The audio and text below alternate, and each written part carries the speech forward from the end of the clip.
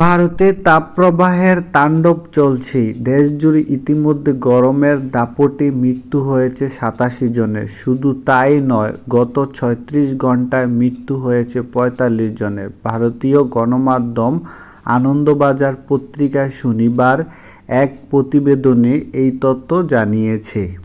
প্রতিবেদন অনুসারে একদিনে পশ্চিম উড়িষ্যায় ১৯ জনের মৃত্যু হয়েছে, উত্তরপ্রদেশে মৃত্যু হয়েছে ১৬ জনের, ৫ জনের মৃত্যু হয়েছে বিহারে, ৪ জনের মৃত্যু হয়েছে রাজস্থানে এবং পাঞ্জাবে তাপপ্রবাহের জেরে মারা যান একজন।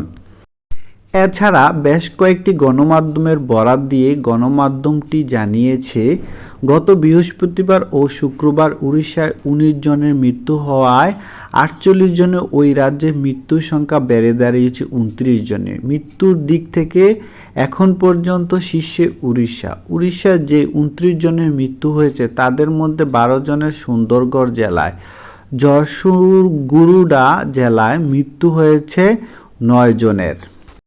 সম্বলপুরে মৃত্যুর সংখ্যা ৭ এবং বারগড়ে মৃত্যু হয়েছে একজনের। রাজ্যের special relief commissioner SRC Satyabrata Sahu জানিয়েছেন, সব মৃত্যুর কারণ খতিয়ে দেখা হচ্ছে, তবে প্রাথমিকভাবে মনে করা হচ্ছে হিটস্ট্রোকের কারণে মৃত্যু হতে পারে।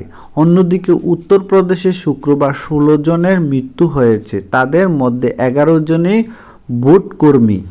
রাজ্য প্রশাসনের বরাত দিয়ে প্রতিবেদনে জানানো হয়েছে যে ১১ জন ভোটকর্মী মৃত্যু হয়েছে, তাদের মধ্যে ৫ জন হোমগার্ড। মির্জাপুরে ভোটের কাজ ছিল তাদের। জ্বর ও উচ্চ রক্তচাপের উপসর্গ ধরা পড়েছিল তাদের। পাশাপাশি সোনভদ্রতে মৃত্যু হয় ২ ভোটকর্মীর এবং রায়বেরিলিতে মৃত্যু হয়েছে একজনের।